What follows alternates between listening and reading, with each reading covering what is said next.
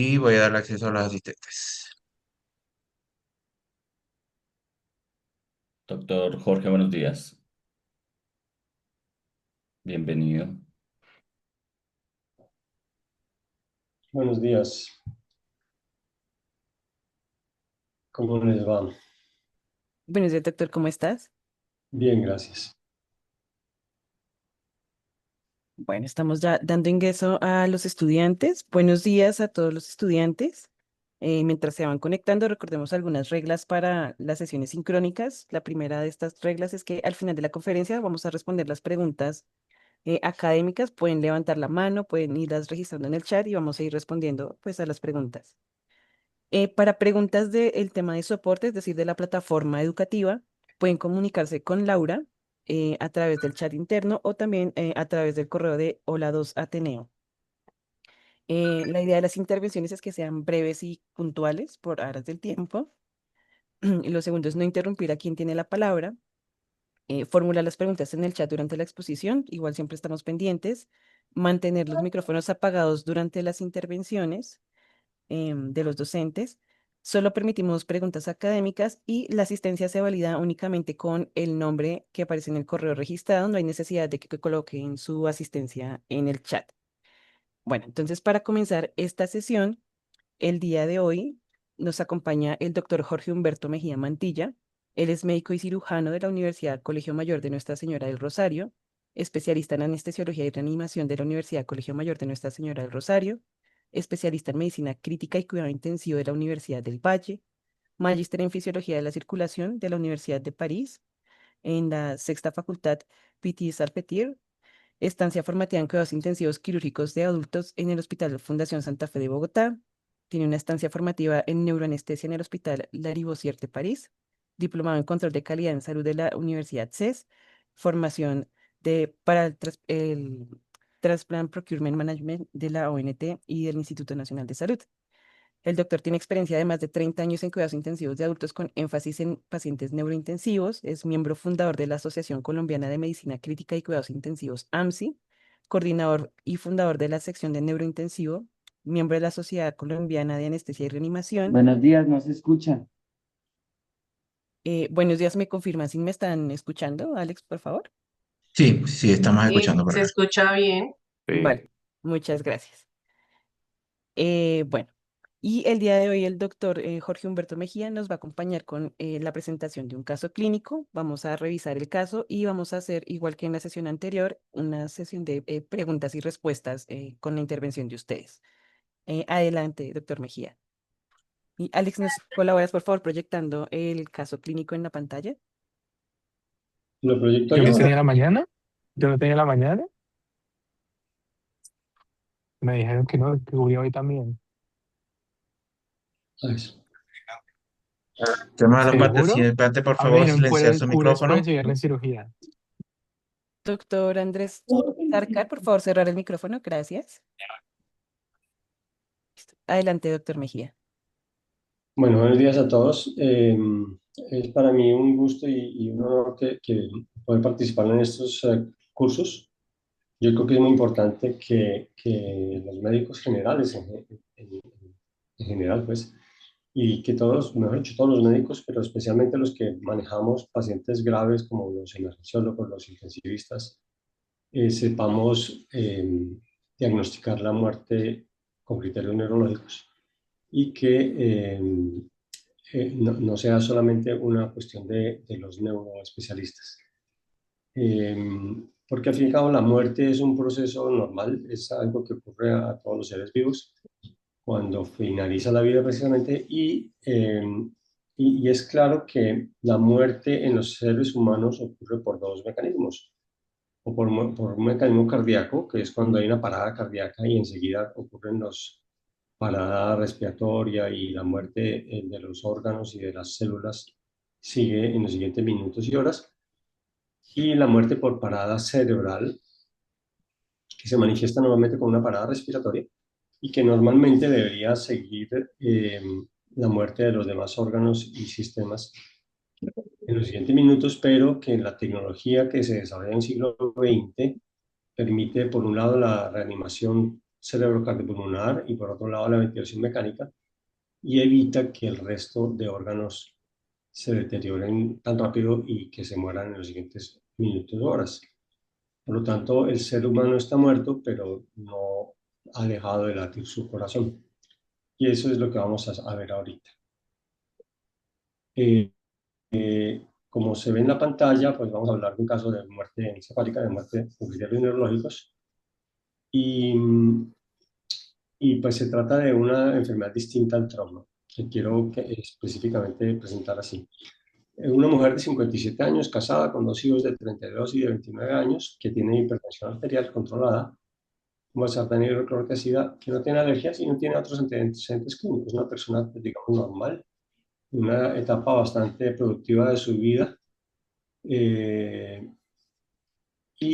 Una semana antes de consultar presenta dolor de cabeza de moderada intensidad que mejoró parcialmente con acetaminofén, por lo que no consultó. El dolor de cabeza persistió de intensidad variable a lo largo de los siguientes días y el día de la consulta se queja de cefalea intensa, malestar general, dolor retroocular. Unos minutos después es encontrada inconsciente en el piso sin señales de trauma y con orina real. La familia la levanta, la estimula, con lo que ella presenta ruidos ininteligibles espontáneamente, flacidez muscular y respiración ruidosa, por lo que consultan urgencias del hospital local. Entonces, hasta ahí tenemos una persona que no tenía un antecedente muy importante, una hipertensión. Bueno, sí es importante la hipertensión, pero digamos estaba bien controlada y no parecía estar en riesgo especial. Presenta el dolor de cabeza una semana de duración y después un dolor de cabeza muy, muy intenso, seguido de pérdida de conciencia. Eso pues ya nos habla de algo neurológico indudablemente. En urgencias la encuentran con frecuencia cardíaca 96 por minuto, presión arterial alta, frecuencia respiratoria normal, temperatura de 36,8, saturación de 94 y glucometría de 98. Ahí hay uno de los primeros mensajes. La glucometría es parte del examen inicial de todo paciente neurológico. O sea, siempre la glucometría debe ser parte de esa evaluación inicial. No solamente los signos vitales clásicos, a lo que ya se suma desde hace unos años a la saturación de pulso, sino que la glucometría debe ser parte de eso. Esta es tupurosa, abre los ojos espontáneamente, pero no fija la mirada, emite palabras inconexas, localiza estímulos dolorosos con el lado izquierdo y presenta una extensión anormal en el lado derecho. Pupilas anisocóricas, 2 milímetros a la derecha y 4 milímetros a la izquierda. Entonces, hasta ahí vemos una persona que perdió conciencia cuando tuvo la cefalea, pero va recuperando entre que la encontraron inconsciente y el momento de llegar a urgencias ya va recuperando la conciencia.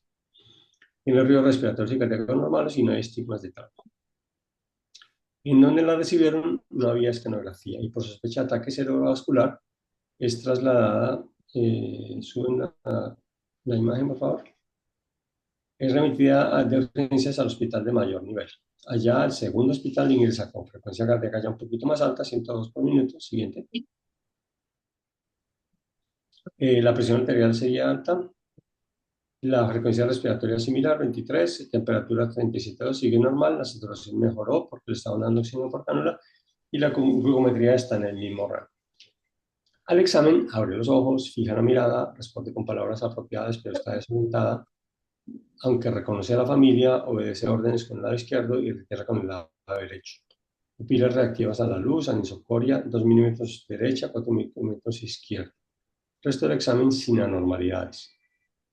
Entonces hasta ahí vemos que sigue mejorando al examen neurológico, lo cual sugiere una patología hemorrágica, pero no es muy sensible esa idea para hacer un diagnóstico, y por lo tanto es indispensable buscar una imagen para el diagnóstico. La tomografía craneal muestra una hemorragia subaracnoidea extensa, Fisher modificado 4, que es el valor máximo de esa clasificación, Fisher modificado, con compromiso de cisternas de la base, surcos silvianos, ventrículos laterales y cuarto ventrículo.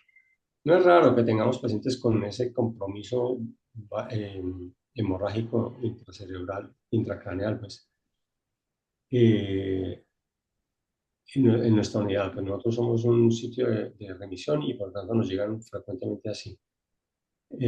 Pero no es tampoco lo más común. Lo más común es Fisher 3, sin tanto compromiso.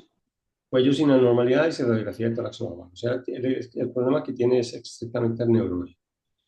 Se controlaría la administración de oxígeno por cánula, se inicia infusión de nitrogluciato para mantener la presión arterial sistólica por debajo de 160, se administra acetaminofén, dipirona y nimodipina.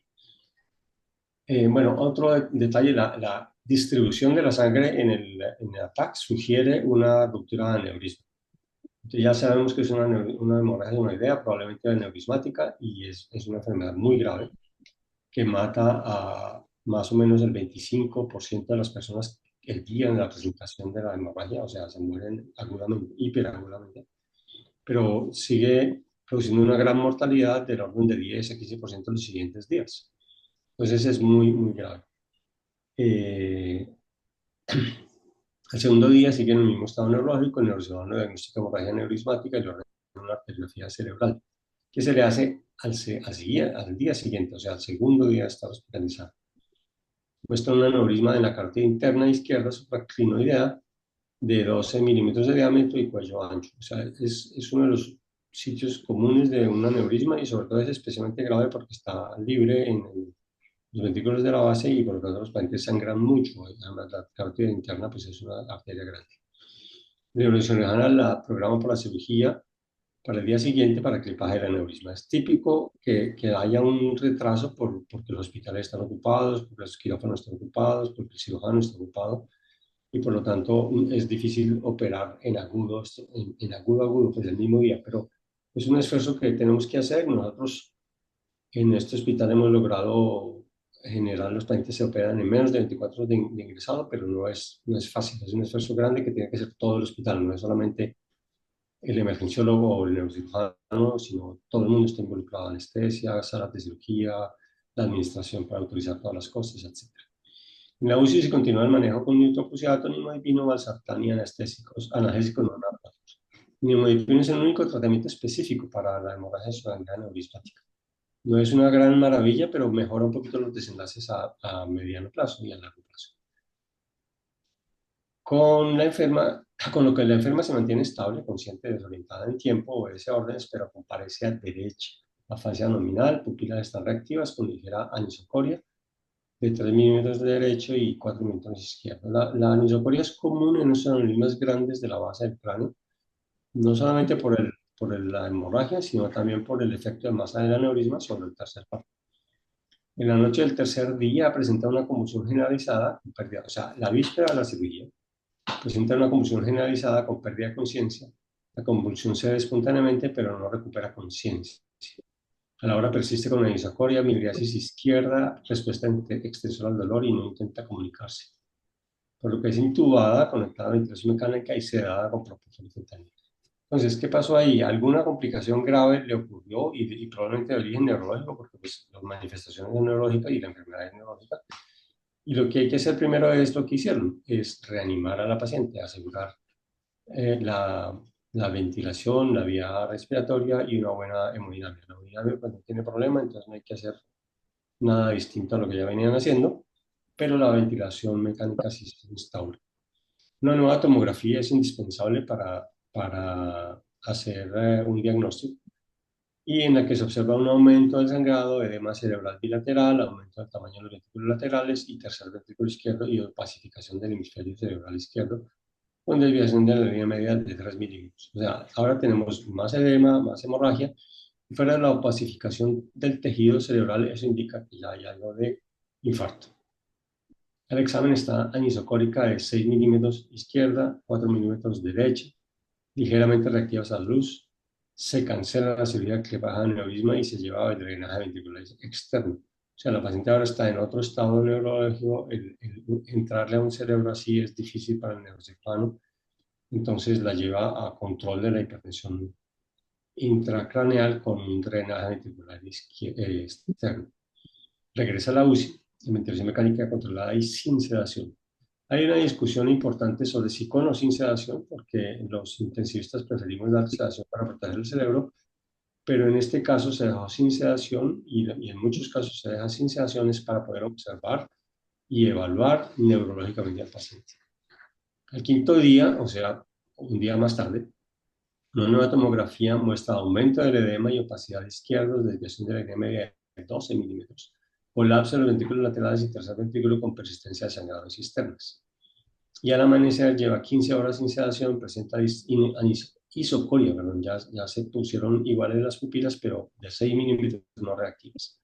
No responden a ningún estímulo doloroso, no abre los ojos, no hay reflejo corneal ni oculocefalógiro, no asiste al ventilador y no tose cuando se aspiran las secreciones traqueales. O sea, hasta ahí no tiene ninguno de los reflejos de tallo que se han buscado. Han necesitado soporte vasoactivo, o sea, ya pasó de estar hipertensa y necesitar nitroprusiato a estar hipotensa y necesitar norepinefrina, aunque en dosis bajas para tener una presión arterial media de 90. No es normal tener 90, digamos, es normal tener un poquito menos, pero esa es la idea en la reanimación neurológica, mantener una presión alta para perfundir el cerebro. En los otros signos vitales también. Y le hacen un Doppler transcraneal, que muestra un patrón de baja velocidad, índice pulsatilidad 3, en circulación anterior derecha, patrón reverberante en circulación izquierda y en circulación basilar. ¿Algún comentario sobre ese Doppler transcraneal? ¿Alguno de los participantes quiere comentar algo? Primero, ¿está indicado? ¿Para qué se lo hicieron? Y segundo, ¿cómo se interpreta ese resultado? No tenemos comentarios en el chat. Bueno, nos preguntan, no sé qué es un patrón reverberante. Ok, bueno. El Doppler transcraneal nos muestra el patrón de velocidades de la sangre en los vasos intracraneales. El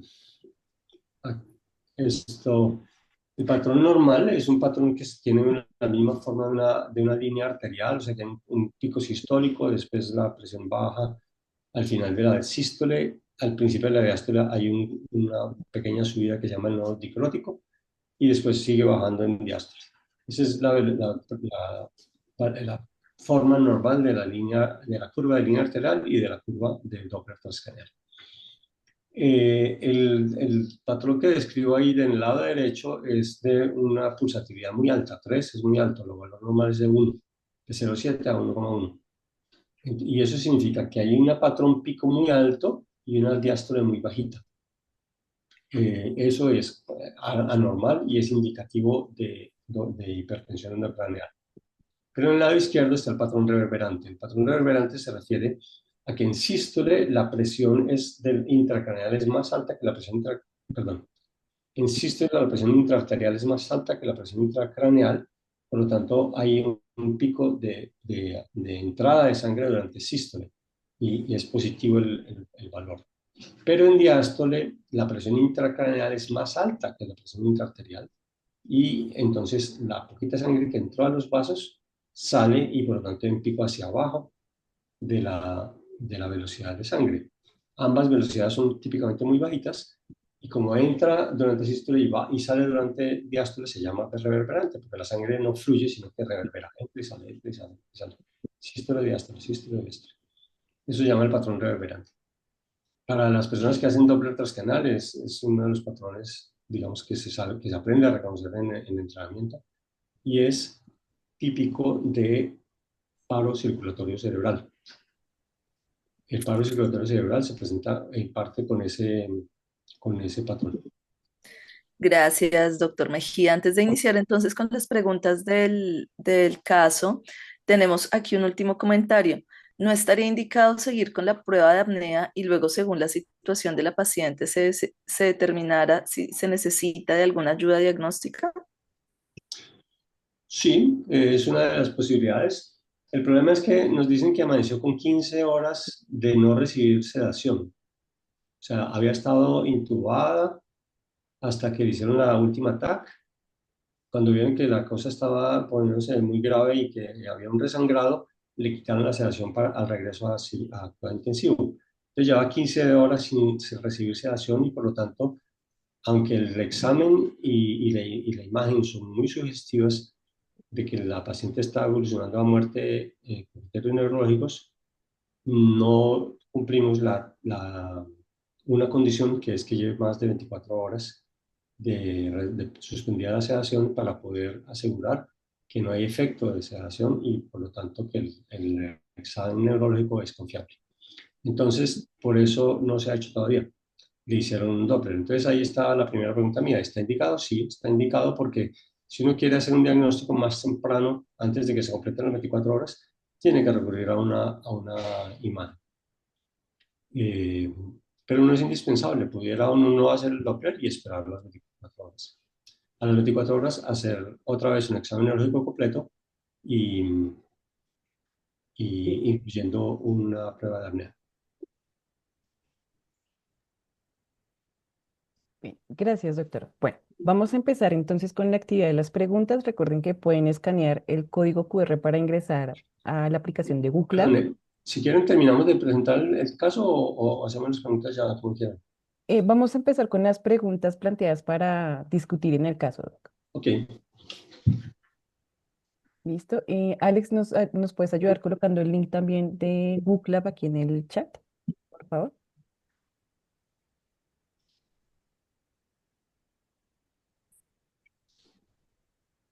Claro que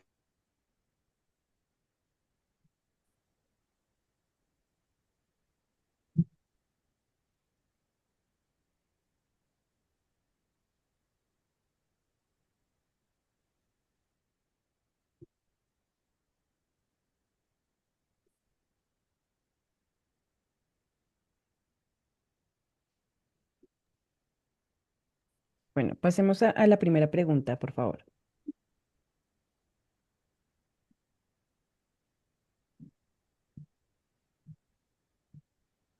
Listo, entonces nuestra primera pregunta es, nuestra paciente sufrió una hemorragia subaracnoidea grave. Durante su evolución presenta deterioro grave de conciencia asociado a convulsión. ¿Cree usted que esta es una condición neurológica que pueda llevar a la enferma a la muerte? Nuestras opciones de respuesta son sí, no, no sabe. Entonces, demos unos segunditos para que nuestros estudiantes vayan respondiendo y según las respuestas, Doc, vamos analizando pues cuál es la situación de la paciente. ok.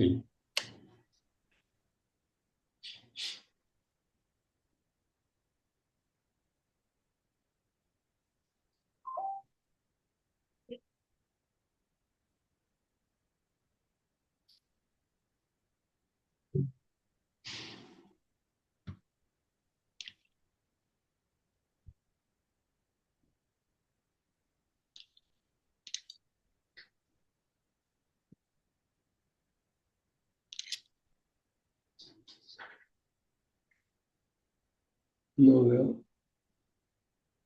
no veo los resultados de la encuesta todavía, de la pregunta. Alex, ya, por favor, sí, nos sí, avisas cuando ya estén las votaciones y colocas los resultados. Gracias. claro que sí, ya los voy a publicar en unos segundos. Listo.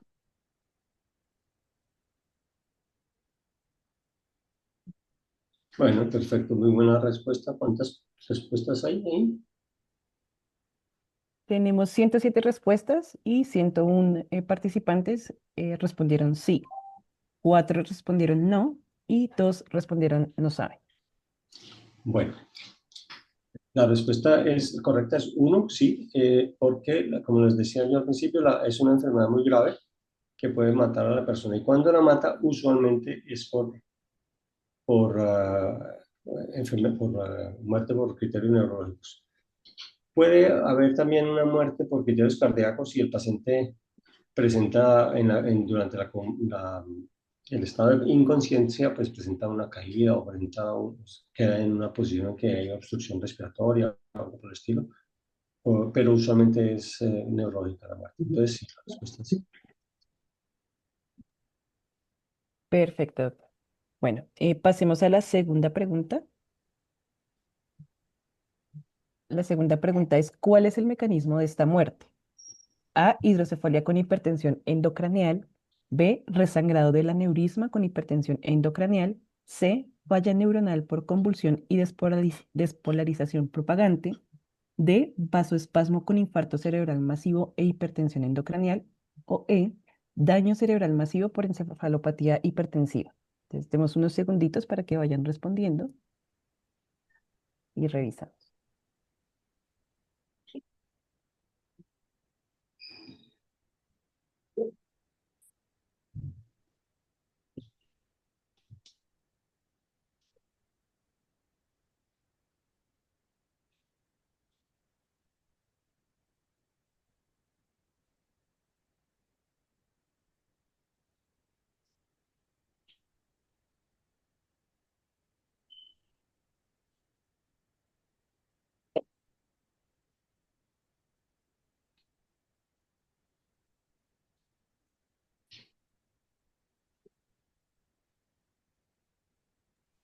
Tu tiempo cumplido.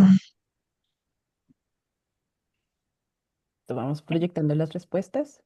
Bien, entonces en esta ocasión tenemos eh, 105 respuestas, 4 personas respondieron A, 64, es decir, la mayoría respondieron B, resangrado del aneurisma con hipertensión endocranial. Otro número importante de respuestas está en la opción D, vasoespasmo con infarto cerebral masivo e hipertensión endocranial. No, pues allá. Bueno, esas tres, bueno, las dos primeras respuestas, la 2 y la 4, mejor dicho, las más comunes, comparten que tienen hipertensión endocrinal y yo les di esa pista de que tenía hipertensión endocrinal, efectivamente, pero la respuesta correcta es la 2, porque no nos, a ver, no tenemos evidencia de que haya tenido vasoespasmo. La evolución es muy temprana como para pensar en que haya un vasoespasmo y el ataque de control, la última ataque que le hicieron, mostraba un resangrado, no un vasoespasmo. Pues también tenía un infarto, pero el infarto no fue por vasoespasmo, sino por hipertensión endocranial. La respuesta correcta es 2, el resangrado con hipertensión endocranial.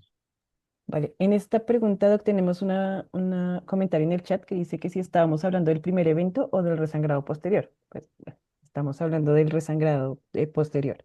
Sí, del segundo sangrado, de lo que la llevó al final a la muerte. Y ella iba en camino a recuperarse y a ser operada, y lo que la llevó a la muerte fue el resangrado.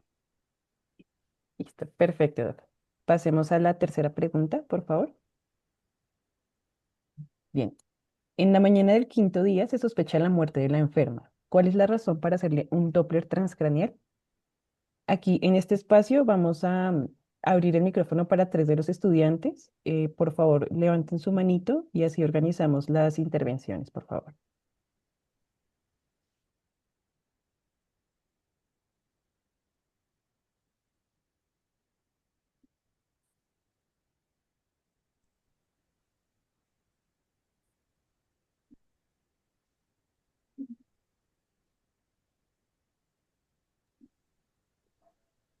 Doctora Yolina tiene la mano levantada. Ah, vale. Doctora Yolina Galván, adelante. Buenos días, Yolina Galván, de Cartagena. El motivo de realizar el doble transcranial es realizar un examen complementario para así hacer el diagnóstico confirmatorio de muerte encefálica en el paciente, ya que no ha completado los tiempos para hacer el test de apnea.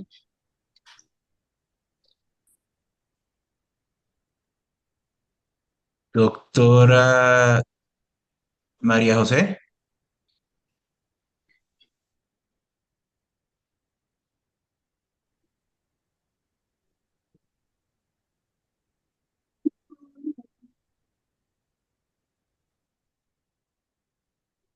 Doctora Doctora María María José no José se le Aguilar. escucha.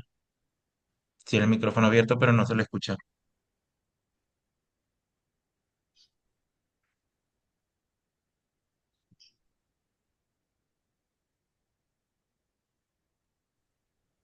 No tenemos más manos levantadas, La Daniel. doctora Yolina Galván tiene la mano levantada.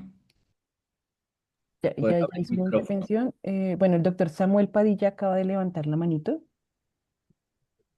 Pues la razón para la realización del estudio fue que ella llevaba 15 horas sin pseudoanalgesia, con ausencia de reflejos de tallo y pues para evidenciar si tenía o no flujo cerebral.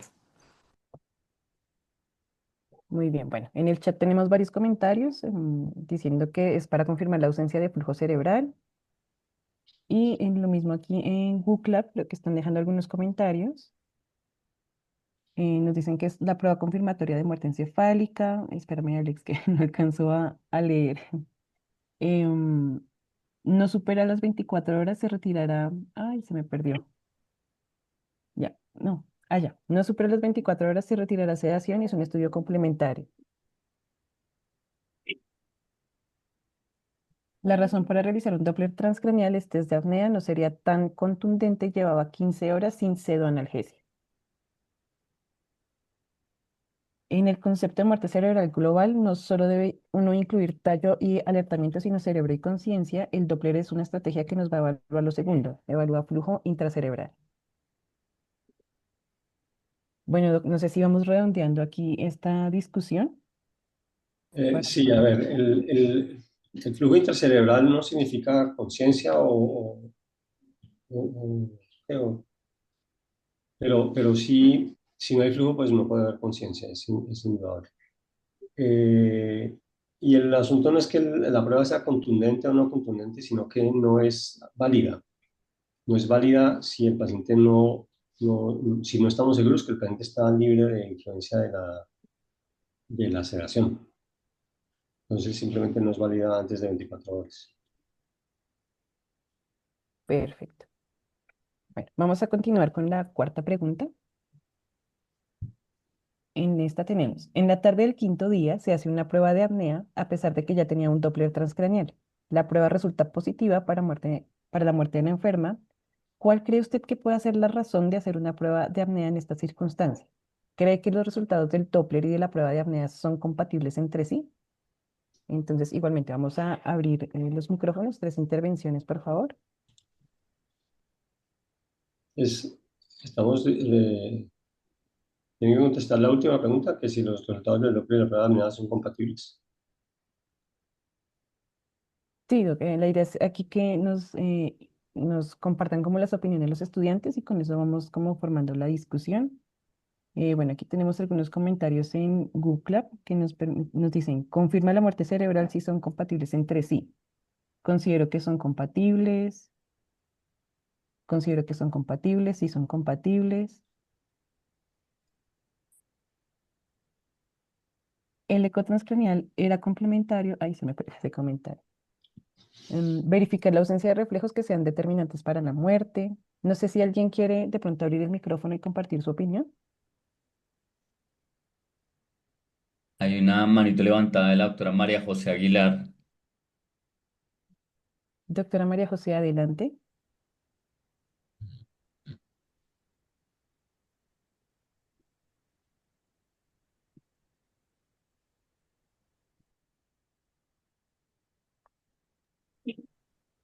No, no te escuchamos, doctor.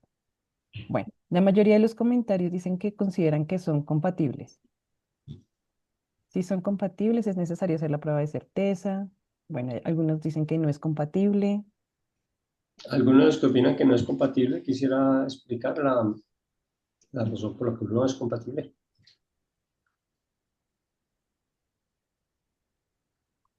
El doctor Gustavo Rojano, creo que tiene la manita levantada. Gracias, Tania. Sí, ¿me escuchan? Sí, Sí, señor. Perfecto. Con la prueba de apnea estamos completando el examen de muerte encefálica y a mi juicio sí, claramente es compatible con el examen Doppler que se le había realizado. pero el examen, el Doppler, precisamente no mostraba muerte encefálica todavía, porque había un patrón de alta índice de resistencia, pero no paro circulatorio en uno de los lados del cerebro. Ah, ok, entonces le malinterpreté cuando explicaba lo del flujo Sí, en lo del uno de los flujo. lados el flujo Sí, del lado derecho transgrande, sí había. exacto, pero en el otro lado todavía no había muerte, no había paro circulatorio. Eso es una cosa que a veces se presenta, hay una asimetría en el resultado porque el proceso es muy dinámico y el paciente ya llegó en un lado a un estado de muerte, pues de paro circulatorio, y en el otro lado no. Entonces, técnicamente ese Doppler que les describí no es compatible con muerte con críticos neurológicos. Perfecto. Gracias por la aclaración, doctor Mejía. Ujú. Bien, en el chat tenemos algunos comentarios. El Doppler aún mostraba patrón de baja velocidad derecha. Eso no es un patrón de muerte encefálica del lado izquierdo, sí. La prueba de apnea sirvió para confirmar. Exacto. Tenemos una preguntita. Adelante, doctor. Esa es la respuesta, digamos, más precisa. Listo. Tenemos una preguntita y es, si para realizar un test de apnea en pacientes adultos se toma como tiempo requerido sin sedación 24 horas o si se tienen en cuenta los sedantes empleados y la vida media de los agentes. Buena pregunta porque eso está cambiando, digamos. Típicamente hemos considerado 24 horas porque la mayoría de pacientes son sedados con medicamentos de corta acción, propofol, fentanil o midazolam. Eh, Eso, si es un paciente que no tiene falla renal, 24 horas deben ser suficientes. La idea es que pasen 5 vidas medias. Entonces, en el último consenso de muerte encefálica de los Estados Unidos y de Canadá, sacaron unas listas sobre la vida media de cada uno de los medicamentos que acostumbramos a usar en estas circunstancias y cuánto tiempo son 5 vidas medias, con y sin falla renal. Entonces, sin falla renal, 24 horas cubre la mayoría de pacientes, aunque pudiera uno extenderlo un poquito más a 30 horas o algo por el estilo. Si uno quiere ser preciso y exacto, pues debe respetar esos tiempos. Pero en Colombia todavía no se ha cambiado la normativa y yo creo que es- no es, no es grave pues ese cambio, no es urgente, mejor dicho, pero si uno quiere cumplir con los consensos norteamericanos, tendría que esperar un poquito más, pero en Colombia está bien 24 horas. Lo importante es que se cumplan todas las demás condiciones. Listo. Bueno, vamos a pasar a la última pregunta. Entonces, esta última pregunta es, ¿cuál es la hora de muerte de esta enferma? Las opciones de respuesta son la hora de la convulsión que la llevó al resangrado, la hora del examen clínico al amanecer del quinto día, la hora del Doppler transcranial, la hora de finalización de la prueba de apnea, la hora del paro circulatorio durante la cirugía de recuperación de órganos. Entonces, demos unos segunditos, por favor, vayan votando y ya discutimos.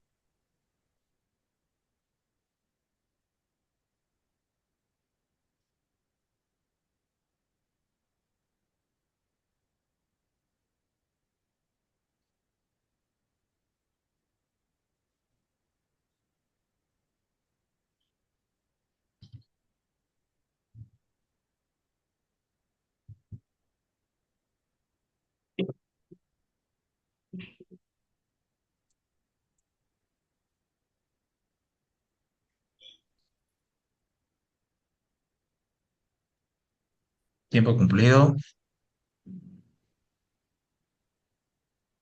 Bien, entonces, al momento tenemos 97 respuestas. La mayoría de los participantes, 74, han respondido que la hora de muerte es la hora de finalización de la prueba de apnea.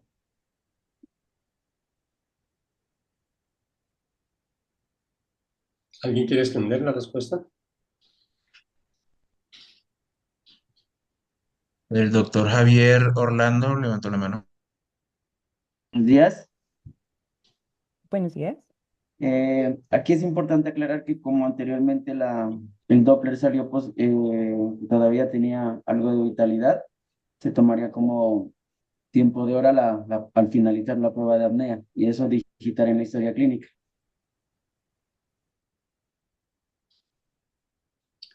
De acuerdo.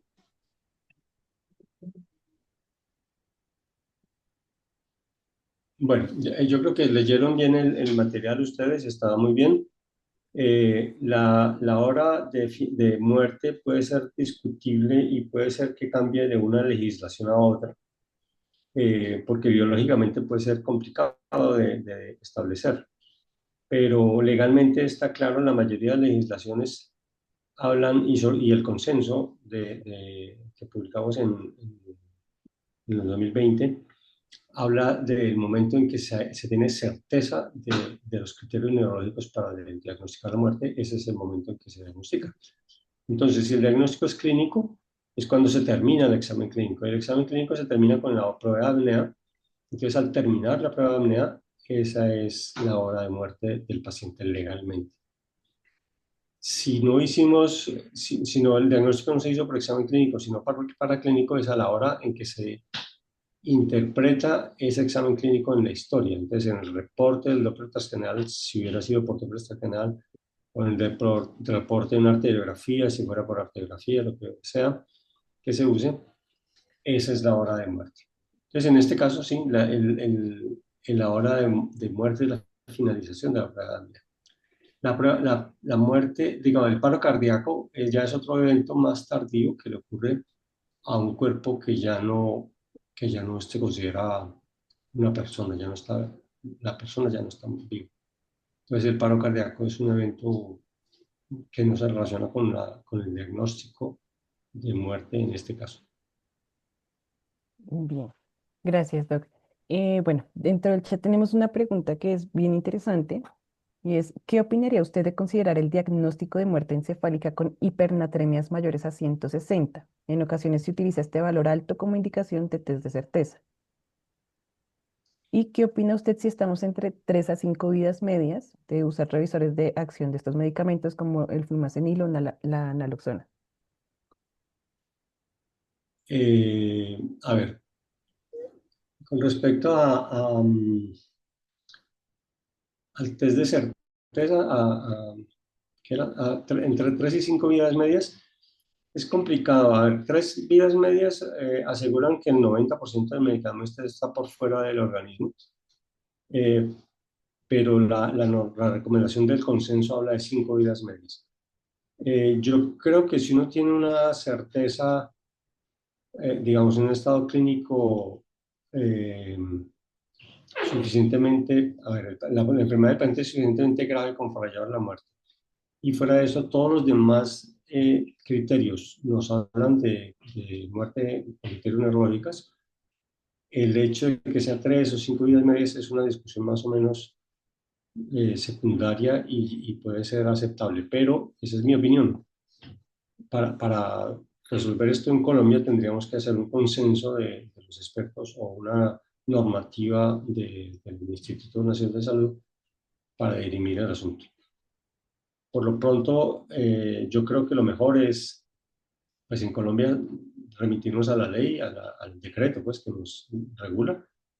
Y si uno quiere ser, digamos, más académico, remitirse a los consensos de expertos que ya han hablado de este tema.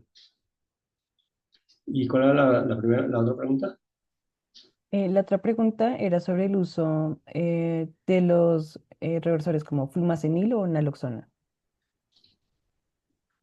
Uno pudiera usar, a ver, si el paciente está bajo narcóticos, pues naloxona, o si es benzodiazepinas, flumazenil.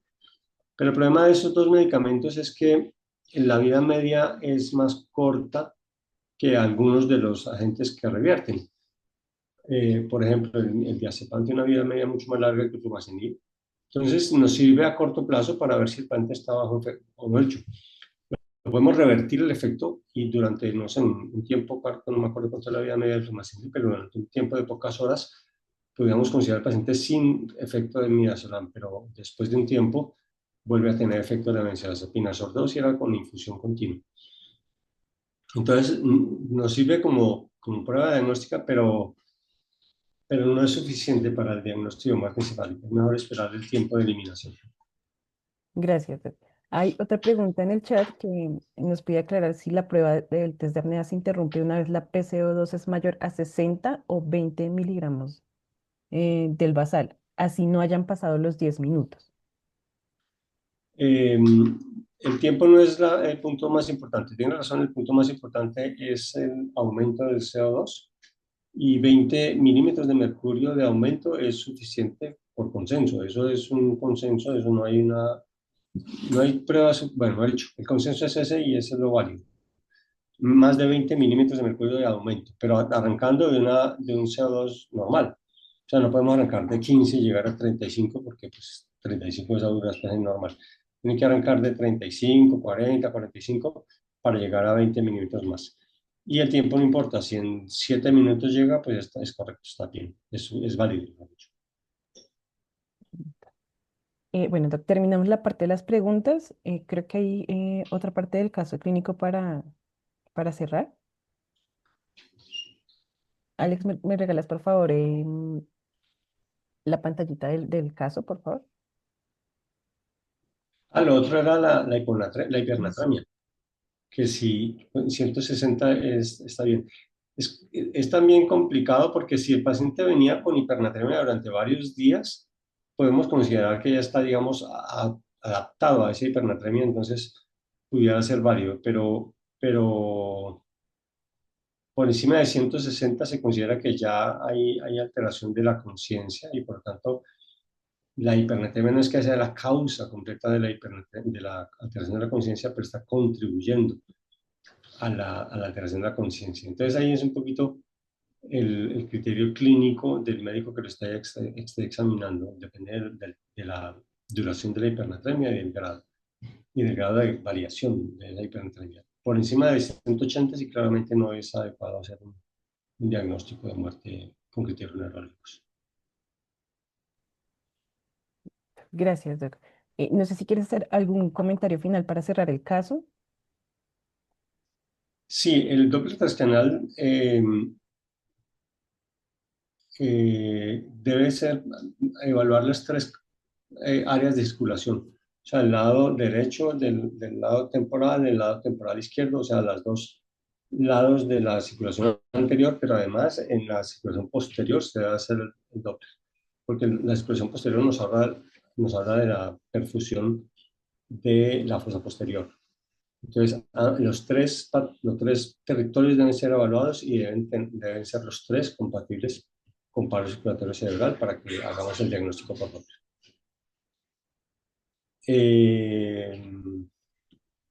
No, yo creo que eso era, con eso terminamos, ¿no? Dicho. Listo. Bueno, entonces, para terminar este caso, teníamos que en la tarde la paciente, pues el test de apnea ya es positivo para muerte y se contacta a la familia para el proceso de donación y trasplante, por lo que en la noche se lleva a quirófano para la cirugía de extracción de órganos. Bueno, Doc, muchísimas gracias. Un comentario final. El grupo de coordinación de trasplantes debe ser contactado desde el momento en que esta paciente convulsionó y tuvo deterioro neurológico, para que ellos vayan conociendo el caso y vayan evaluando, porque nos ha pasado que hay pacientes que se mueren de muerte cerebral, pero que tienen alguna contraindicación para donar, que tienen un cáncer o una infección activa o alguna otra cosa que evita que lo podamos aprovechar para la donación. Entonces, desde una evaluación temprana del grupo de trasplantes permite esa determinación y por lo tanto actuar en consecuencia. Bueno, doctor, muchísimas gracias por la participación y el acompañamiento en el caso. Yo creo que ya con esto pues damos cerrado este caso clínico y pasamos al siguiente caso, al segundo caso clínico del día de hoy. Okay. Bueno, para el siguiente caso clínico nos va a acompañar el doctor Rubén Darío Camargo.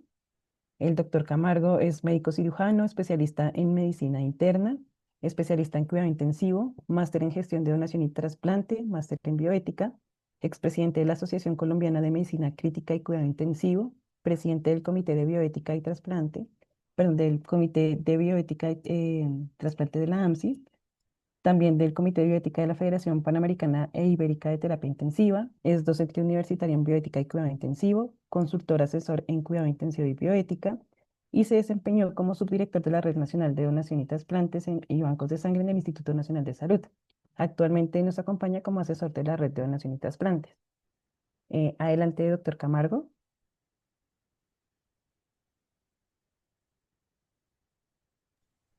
Buenos días, Tania, y gracias por tu presentación. Bueno, continuando ya con nuestro segundo caso y ya con todo lo amplio de la discusión del caso anterior, que yo creo que ha dejado las bases muy claras sobre lo que es el diagnóstico de la muerte encefálica. Con este caso, que es muy corto, pues vamos a tratar de redondear la información que ustedes tienen que saber como coordinadores de trasplantes. Cuando nosotros como coordinadores de trasplantes llegamos a esta instancia, es cuando ya hemos pasado los momentos de la gestión operativa de la donación que se iniciaron con la identificación del donante. Ya nosotros hemos hecho la valoración del donante, ya se tiene establecido un diagnóstico de muerte encefálica por el neurólogo, por el intensivista, y nosotros estamos valorando ese diagnóstico, no para decir si está o no está muerto, sino simplemente para tener la certeza de continuar con nuestro proceso.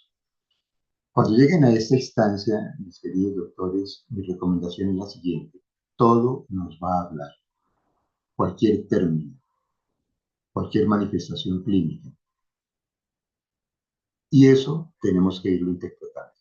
Por eso este caso clínico es para que ustedes vayan recordando cuando se menciona, pongamos Glasgow de 12-15, qué es un Glasgow de 12-15, cuando se menciona un Fisher 4, qué es un Fisher 4, cuando se menciona un Doppler, y siempre mentalmente vayan haciendo el ejercicio de reflexión de cada paso para que nada se nos pueda pasar desapercibido y que nosotros no podamos controlar.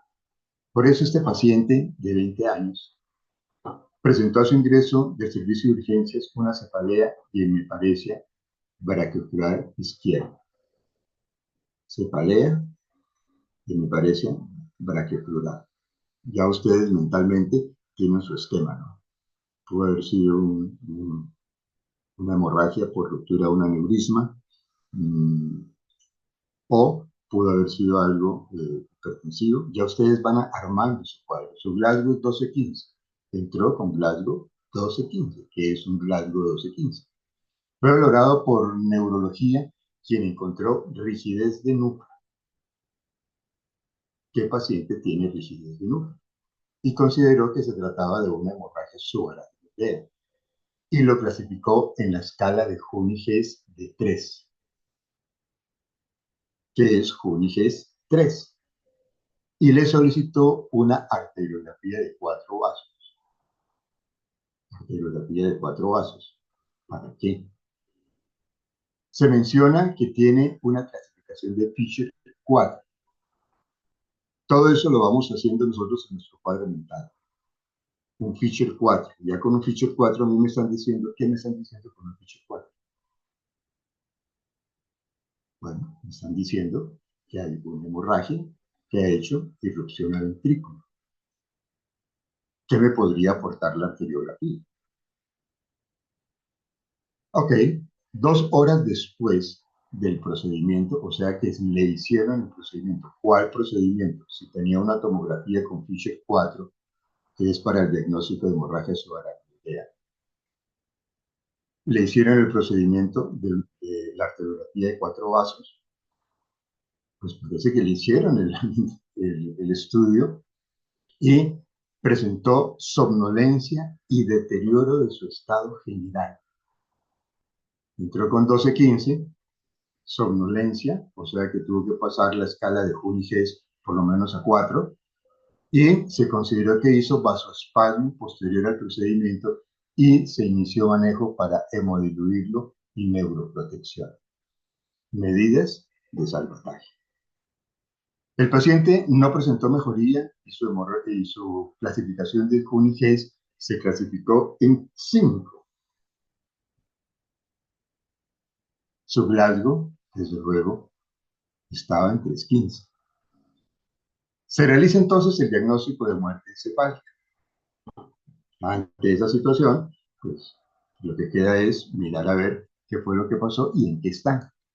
Y se hace por los reflejos de tallo.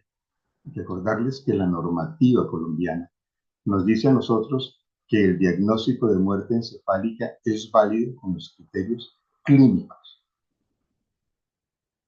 No nos está pidiendo ningún examen, mas sin embargo nos menciona una certeza.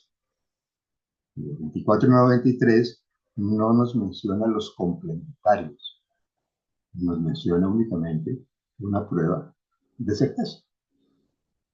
Eso no quiere decir que no se pueda hacer un estudio complementario. Pero el trabajo que se está haciendo para actualizar la 2493 seguramente tendrá que aparecer los estudios complementarios con las razones lógicas que tienen este tipo de estudios. Se realiza entonces el de certeza con la prueba de apnea, TUNT con válvula de Pi. Como se quería ofertar los pulmones, se prefirió no desconectar al paciente y realizar la prueba de apnea con CPAP.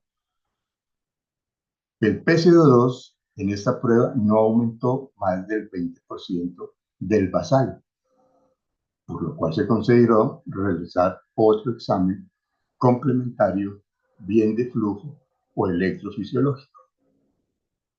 La IPS no contaba con un Doppler transcraneal, pero el servicio de radiología podía realizar un amalgama cerebral. Ante ese escenario, vamos a plantearnos 4 preguntas que vamos a tratar de contestar en los siguientes 20 minutos y que van a ser complemento de lo ya visto anteriormente con el doctor Mejía del diagnóstico de la muerte encefálica. Entonces, miramos las preguntas.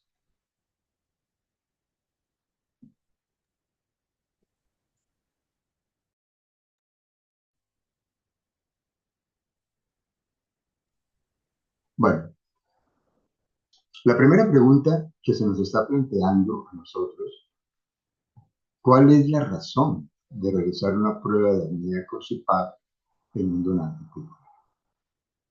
Recuerden el escenario que tienen ustedes. Siempre como coordinadores les pido el favor que miren el escenario. Miren al paciente, no por partes, o al donante, no por partes, no fraccionado, sino en un todo.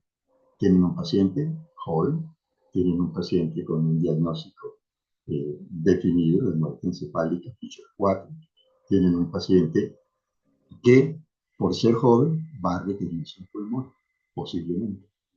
Entonces, las horas son importantes, 24 o 48 horas para el pulmón. ¿Cuánto tiempo lleva el donante? Posiblemente está llevando menos de 24 horas. Entonces, ¿cuál sería la razón?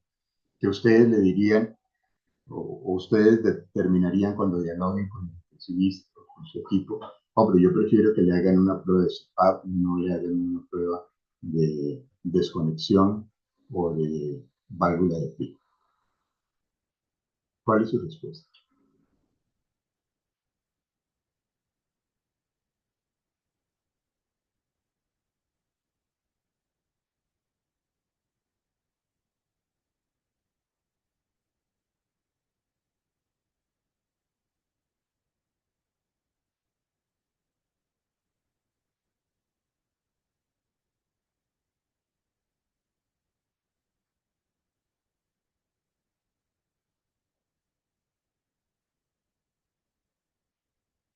Bueno, creo que ya es el tiempo, pero no veo respuestas. Correcto. Hay una salvedad. Cuando se hace esta dinámica del taller, no se trata de buscar que yo tenga la mejor o que existe alguna trampa dentro de la pregunta. No, se trata que cada distractor que se ha colocado nos permita lo que les dije al comienzo: reflexionar, reflexionar, pensar qué es lo que está pasando. La primera pregunta: para mantener la oxigenación del paciente, pues ustedes saben que para cualquier prueba de apnea, bien sea con tubo en T o bien sea con desconexión con sonda a través del tubo o con CPAP, tiene que estar bien oxigenado. De hecho, una de las características de cualquier prueba de apnea, de las 3 que podemos hablar en este momento, es una preoxigenación y mantener al donante hiperóxico. Eso es una característica. Hiperóxico: si yo tengo, o ustedes ven una prueba de apnea donde el paciente está hipóxico, lo están haciendo mal, doctor. Siempre tiene que estar hiperóxico. O sea que es válido también para evitar el reclutamiento alveolar. Con la prueba de desconexión en tubo y paso de sonda, nosotros podemos colapsarlos. Sabemos nosotros que al colapsarse los pulmones va a aumentar la atelectasia y la hipoxemia va a incrementarse. Si nosotros no desconectamos al paciente, que tiene un volumen corriente y una presión positiva, y está con un PIB, nosotros estamos evitando que los alvéolos o las unidades funcionales se colapsen.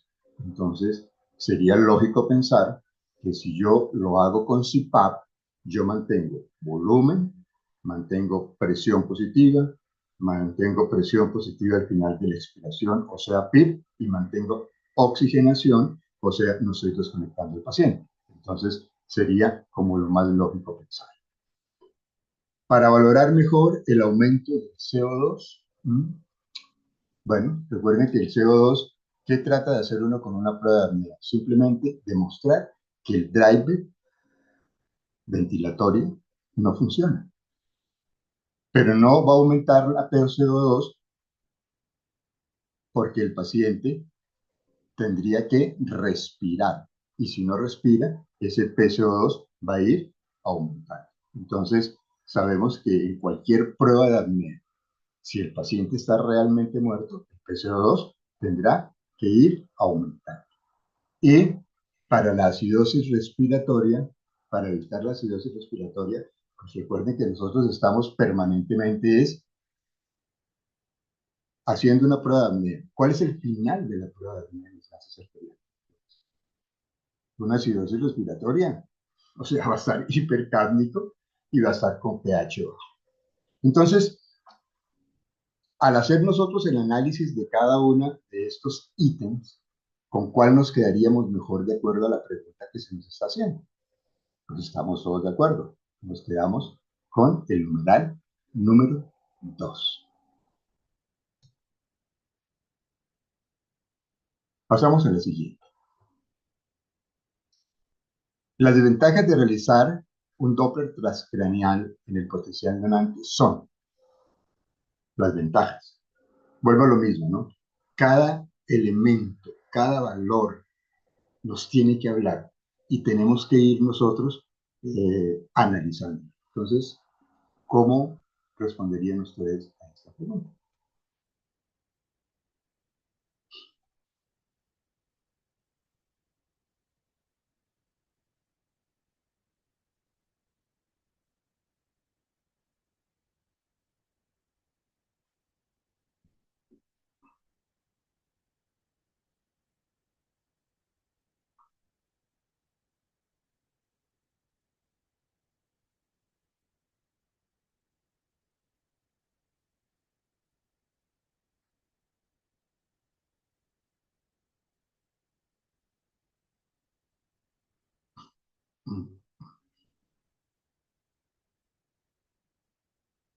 Bueno, yo creo que ya todos han hecho su análisis. No se preocupen por la respuesta la más correcta. Preocúpense por saber que todo lo que está en el distractor, usted lo puede interpretar y usted lo puede analizar. Eso es un coordinador de tres partes. El que está coordinando, integrando todo lo que ve, todo lo que oye, para poder sacar la mejor conclusión. Miremos, hacer un diagnóstico rápido. Hombre, yo creo que es más rápido, no, yo no creo, es más rápido hacer un Doppler transcraneal de pronto que coger yo a mi paciente y hacerle un electroencefalograma, porque si no lo tengo monitorizado, o si yo tuviese monitorizado a mi paciente en la unidad de cuidados intensivos con un electroencefalograma, pues de pronto yo diría, lo más rápido es el electroencefalograma que me está dando en tiempo real la onda, ¿cierto? Sería más rápido en un momento dado hacer el diagnóstico porque no tengo que movilizarle la cama, porque no tengo que esperar 15 minutos mientras lo preparo y 20 minutos mientras llego a donde me hacen el estudio. Entonces, es una opción, ¿sí? Es hacer un diagnóstico rápido, claro. Es tener datos de la sístole y del índice de pulsatividad que me pueda orientar a mí a que el paciente está muerto, con muerte encefálica. Entonces, estoy hablando en la anterior de que es rápido, de que me va a decir a mí sobre una imagen pico diastólico y me va a hablar de pulsatividad. O sea que me va a decir dos cosas importantes dentro de esa misma rapidez a la cabecera del paciente. Uno, pues lo que hablaban ustedes ahora del flujo reverberante o imagen en espejo, que me puede decir que simplemente ya el flujo se perdió. Dos, que me puede hablar de esa, de esa indicador de pulsatividad que me está diciendo simplemente que el flujo sanguíneo está teniendo resistencia a su paso. Eso me lo puede decir rápidamente y me iría a la tercera, que sería a la cabecera del paciente sin movilizar. Entonces, lo ideal sería en un donante no movilizar. ¿Y por qué no lo vamos a movilizar? Simplemente porque el paciente está inestable hemodinámicamente. Recuerde que él está en un shock vasogénico, está en un shock cardiogénico con disfunción miocárdica, con vasoplegia, y cualquier movimiento me lo desatura y me puede hacer una parada cardíaca. Y lo que nos dice la próxima es, facilita la realización del procedimiento por personal de la UCI. No es que facilite el procedimiento, porque el personal de la UCI no es el que va a estar haciendo, ni va a ser la enfermera, ni el auxiliar, ni el residente, sino es el neurointensivista. Pero sí facilita la interpretación de cómo hacer el diagnóstico con un Doppler transcranial. Les pongo un ejemplo. En el anterior caso hablaban y al final el doctor Mejía les decía, hombre, recuerden las ventanas, ¿sí? Hay una ventana que es orbital, hay una ventana que es mastoidea y hay una ventana que es suboccipital. Pero cuando uno hace las ventanas bilateralmente, de acuerdo a los picos de flujo o de acuerdo al índice de pulsatividad, pueden haber variaciones. Cuando esto se hace en la cabecera del paciente, en una unidad de cuidados intensivos familiarizada, todo el mundo puede ir entendiendo qué es lo que realmente se está buscando para el diagnóstico. No lo hacen, pero sí van a estar atentos a sus resultados. Si nosotros analizamos todo en esa forma, todos los distractores serían válidos, pero en este momento estamos preguntando cuál es la ventaja, y la ventaja es clara, es el numeral 3. Pasamos al siguiente.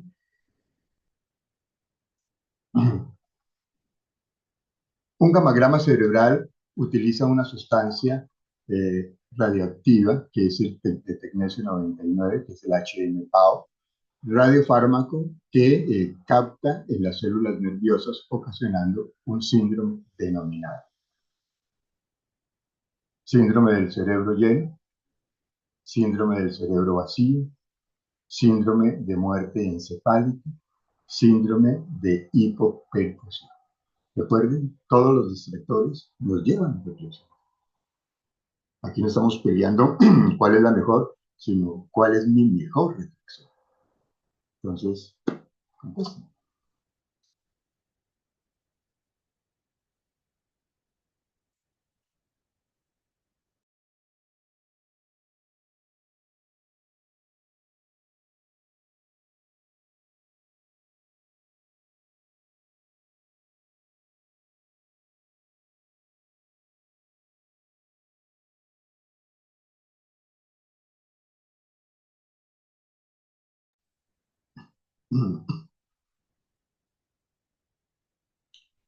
Bueno, ok. Recuerden que es un radiofármaco, que ese radiofármaco se va a inyectar por vía venosa. Ese radiofármaco necesitamos unos 15 minutos antes de subir al paciente a radiografía, inyectarlo pues para que las células nerviosas vayan captando o no captando el radiofármaco. Pues si hablamos de un síndrome del cerebro lleno, pues estamos diciendo simplemente que el radiofármaco se captó. Sencillo, aquí no tenemos que ponerle mucha cosa, o sea que el paciente no tiene datos de hipoperfusión, no tiene datos de hipoflujo, no tiene ausencia de flujo cerebral. O sea, doctores, le estamos haciendo un gamagrama cerebral a un cerebro que aún no ha muerto. Pero si el radiofármaco que nosotros inyectamos, el HM-PAO, a los 15-20 minutos que veamos la imagen radiológica, vemos que el fármaco que está expresamente para ser captado por las células del cerebro, que son las neuronas. Y estas neuronas no captan el radiofármaco y yo veo que el cerebro está vacío, me está diciendo que no hay flujo, me está diciendo que hay hipoperfusión severa, porque si hubiera flujo, el cerebro estuviera lleno. Si no hubiera hipoperfusión, pues también estaría medio lleno. Pero aquí me está diciendo, ni hay perfusión, ni hay flujo. Veo un cerebro vacío.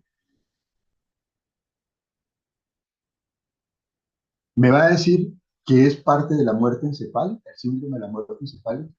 Claro, porque nosotros sabemos que la muerte encefálica, ¿qué es? Ausencia de flujo sanguíneo cerebral. Punto. Esa ausencia de flujo sanguíneo cerebral me llevó a no tener yo oxígeno. Por eso, acidosis, apoptosis y muerte de las células.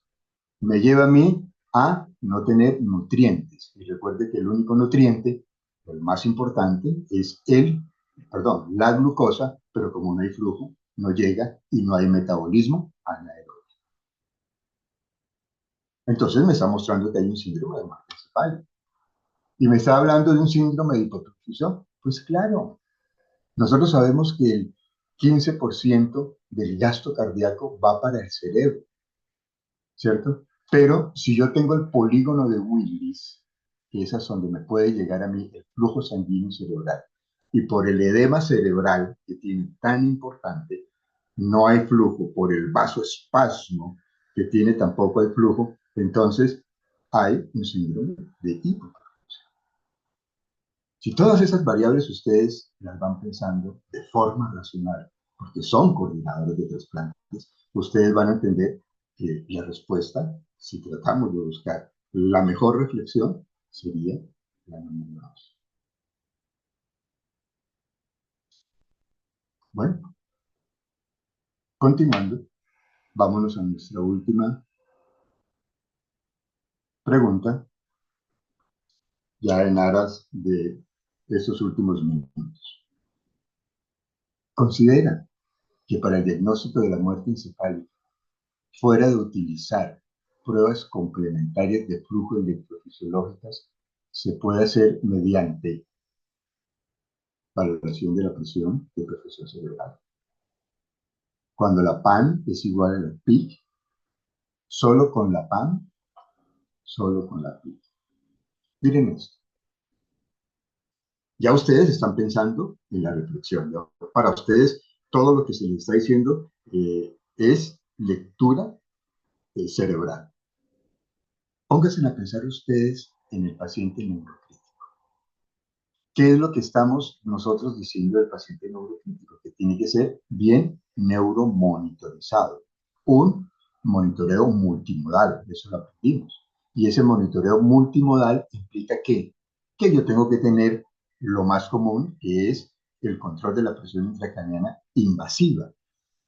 ¿Y cuál es la invasiva? La que me va a dar a mí un catéter de presión intracraneana que yo coloco a nivel ventricular. Ahora reflexionemos, contestemos la pregunta y entendamos por qué de pronto ustedes podrán hacer los diagnósticos de muerte encefálica antes de la clínica seguramente, antes del test de apnea y antes de cualquier complementario. Contestemos ahora. Reflexionemos.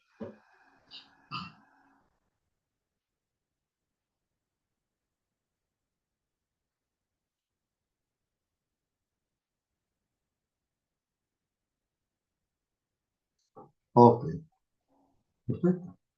Vamos a reflexionar. ¿Será que nosotros podemos hacer un diagnóstico de muerte encefálica con un catéter de presión intraventricular? Mire eso. ¿Será que nosotros podemos hacer un diagnóstico de muerte encefálica con una presión arterial media? ¿Será que nosotros podemos hacer un diagnóstico de muerte encefálica con la PIC? ¿Será que nosotros ¿Con una presión de perfusión cerebral podemos hacer el diagnóstico de muerte encefálica? La respuesta es sí. Entonces, ¿cuántos pacientes, mis queridos coordinadores, vamos a encontrar en las unidades de cuidados intensivos con catéter de presión intraventricular? Ahora escuchaba que se hablan de las guías, que se hablan de los protocolos, y los protocolos de las sociedades científicas neurológicas y neuroquirúrgicas nos están diciendo a nosotros, todos los pacientes que lleguen a la unidad de cuidados intensivos con Glasgow menor de 8 deben de tener un catéter de presión intraventricular. Y ese catéter de presión intraventricular les va a orientar a ustedes la presión de perfusión y la presión pico o la presión intracraneal. Yo tengo que saber cuánto es el valor de la presión intracraneal. 15, 20, 12, 15. Y si yo veo que esa presión intracraneal me está subiendo a 20, a 30, pues el neurointensivista pues tendrá que hacer manejo. ¿Cuál es el manejo que va a hacer? Va a ser drenaje de líquido cefalorraquídeo, va a disminuir la presión intracraneana y el paciente metabólicamente va a seguir y vamos a evitar que caiga a la isquemia secundaria. Cuando la isquemia secundaria se presenta, se pierde la autorregulación cerebral, se pierde en un momento la compliance cerebral. Entonces, esa presión intracraneana va a ir aumentando, aumentando, aumentando. Y ya no va a mejorar simplemente con la extracción de líquido cefalorraquídeo. Al mismo tiempo, esa presión arterial media va a ir disminuyendo, porque está hipotenso, está vasopléjico, tiene el corazón comprometido y no le sirven ya los inotrópicos, no le sirven ya los líquidos. Y entonces, cuando la PAN, la presión arterial media, iguala a la PIC, la presión de perfusión cerebral es igual a 0. Y si es igual a 0, está muerto el paciente. Ustedes dirán, entonces yo tengo que llegar a una presión de perfusión igual a 0. No. Pero si tiene una presión arterial media de 40, y uno le escucha, ¿cuánto tiene presión arterial media? 40. ¿En cuánto tendrá la PIC? Mínimo en 35 y en 40 o 38. Su presión de perfusión puede ser 2. Si hacemos un análisis reflexivo, nuestra respuesta correcta sería la 2.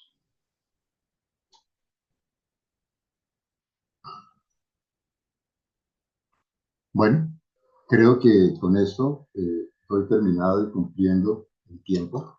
Si hay alguna pregunta o alguna observación, con mucho gusto. Si no, pues cuando entren al campo, no se les olvide las recomendaciones que como coordinadores hoy han recibido. Gracias. El doctor Diego tiene manito arriba, perdóname, Tania. Sí, doctor, no, correcto. Doctor Diego Hernando Rodríguez. Sí, buenos días, muchas gracias. Quisiera hacer una pregunta, pues aparte del test de apnea y las pruebas del Doppler transcraneal y las otras que hemos visto, también se ha hablado en otros documentos del test de atropina. Quería preguntar con qué frecuencia se usa y qué tan, pues tan válido es para también hacer el diagnóstico de muerte encefálica. Bueno, Diego, interesante tu pregunta porque históricamente la prueba de atropina tuvo, digamos, su tiempo de oro. Y tiene razón la prueba de atropina. Es más, aunque tú no lo vas a encontrar en los consensos actualizados, ya se sofisticó, puedes encontrarlos en consensos de años atrás. Mira esto. ¿Qué haces tú, Diego, cuando a ti te dicen tienes que tener los 7 reflejos de tallo? Entonces tú tienes los 7 reflejos de tallo, ¿cierto? Pero, ¿cómo hago yo para valorar el 10º par, Diego? Tú sabes cuál es el 10º par, ¿cierto? ¿Cuál? Sí, sí, señor, el nervio vago. Correcto. ¿Y el nervio vago qué hace? Es la estimulación simpática al corazón. Exacto. Entonces, ¿yo cómo hago para saber si ese 10º par funciona o no funciona? Si a mí me están diciendo que son los 7 que están escritos. Entonces, la forma de valorar el décimo par será siempre con la prueba de atropina. Entonces, ¿cómo haríamos la prueba de atropina? Si yo ya sé que tengo los 7 reflejos de tallo, pero yo quiero estar convencido de que el paciente realmente, ¿sí?, está con los 12 reflejos de tallo, o los 10 o los 11 inhibidos, yo hago la prueba de atropina. Coloco media ampolla de atropina. Mido el basal con que yo hice la prueba. ¿Ok? Y el basal yo lo puedo hacer con 60. ¿Sí? Y debe aumentar más del 10% del basal. Entonces yo puse la prueba de atropina. Media ampollita de atropina. A los 10 segundos, a los 15 segundos, ¡pum!, me subió a 70. ¿La prueba de atropina es positiva o negativa para muerte encefálica? Es negativa para muerte encefálica. O sea que el décimo par está funcionando. Entonces, yo no puedo hablar y decir de que hay ausencia de los reflejos de tallo hasta que no haga una prueba de atropina. Pero ¿qué ha pasado a través de la historia? Que hay una serie de, digamos, de estímulos o de centros que pueden generar atropina y pueden falsear la información. Y por eso fue perdiendo uso la prueba de atropina. La prueba de atropina, para tener certeza de los reflejos de tallo y no esperar de pronto un, un gamagrama cerebral o esperar potenciales evocados para mirar, yo puedo valorar mi décimo par con una prueba de atropina. Y lo estás haciendo científicamente. Lo estás haciendo con conocimiento y lo estás haciendo con validez. Que no se use en el día de hoy es cierto, porque estamos mirando otros reflejos de tallo más específicos. ¿Por qué? Porque la frecuencia cardíaca, recuerda, cuando viste la presentación de mantenimiento del donante, que la frecuencia cardíaca puede variar o por alteraciones en la conducción auriculoventricular de tu paciente o por alteraciones hidroelectrolíticas o puede variar por hipotermia. Entonces, por esa razón, fue perdiendo uso la prueba de atropina, pero es válido. Mil gracias, Doc, muy amable. Bueno, Diego. Doctor Camargo, tenemos algunas preguntas sobre el test de apnea en el chat, que en resumidas cuentas es sobre si el test de apnea hace parte como tal del diagnóstico de muerte encefálica o se considera una prueba de certeza cuando no se pueden evaluar los 7 signos de muerte encefálica. Sí, realmente el diagnóstico de la muerte encefálica, para no complicarse, es clínico. Pero hay dudas. Hay dudas. De pronto uno escucha dudas como estas, ¿no? No, yo lo vi que hizo descerebración. Yo lo vi que hizo decorticación. Si yo lo valoro en la escala de Glasgow, decorticación o valoración, tiene un puntaje. Ya no es 315. Si tiene descerebración o decorticación, ya sería 515 de pronto, o el valor que tenga en la escala de Glasgow. Es una duda. Entonces está muerto. Hubo un reflejo espinal. Levantó el brazo. Se sentó. Está muerto. Entonces, ante esa duda se plantea un examen que sea de certeza. Como decía anteriormente, la atropina entró a formar parte de los diagnósticos de certeza. Ya no forma parte del diagnóstico de certeza, pero el diagnóstico de certeza es la prueba de apnea, o sea, algo que me diga realmente qué es lo que, si está muerto o no está muerto. Y la única forma de saber si uno está muerto es porque no respira.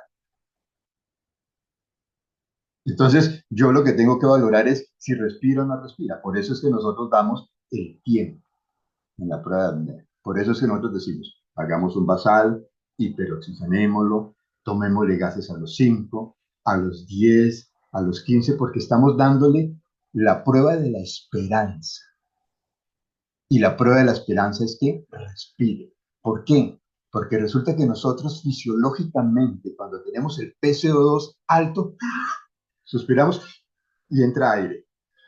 Eso le pasaría a una persona que no está en muerte encefálica, que sube, el PCO2 sube, pero cuando llega a 60, él tiene que inspirar y en ese momento respiró, no está muerto.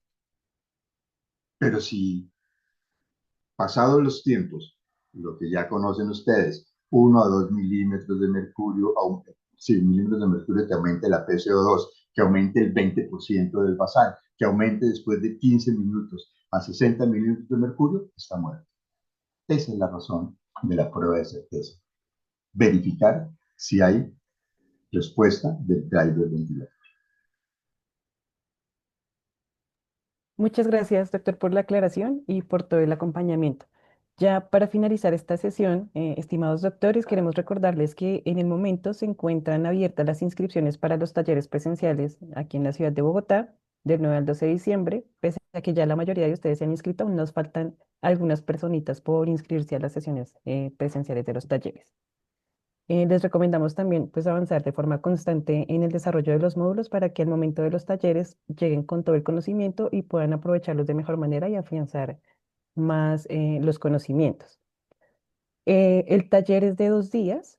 Ustedes van a tener 4 opciones de inscripción en la plataforma. Ahorita que se vuelva a abrir la plataforma de forma normal, les agradecemos pues ir mirando. Cualquier duda, por favor, se pueden comunicar con el correo de Hola 2 Ateneo o con nosotros para ayudarles a gestionar la inscripción. Si quieren hacer un cambio de fecha, debemos validar cuál sería la fecha por la que quieren cambiar y si hay cupos disponibles para hacer el cambio, pero necesitamos que nos escriban para poder coordinar estos ajustes. La universidad es la Universidad del Bosque. Bueno, cuando ya vayamos a enviar la información de los talleres, les enviamos la dirección puntual del lugar. Sí, porque en este momento pues no la tengo aquí claramente, pero se las enviamos a sus correos. Bueno, si no hay más preguntas, esta sesión pues la podemos dar por terminada. Muchas gracias a todos por su asistencia y que tengan un muy feliz día. Gracias, Tania, muy amable. Gracias, doctor Camargo. Gracias.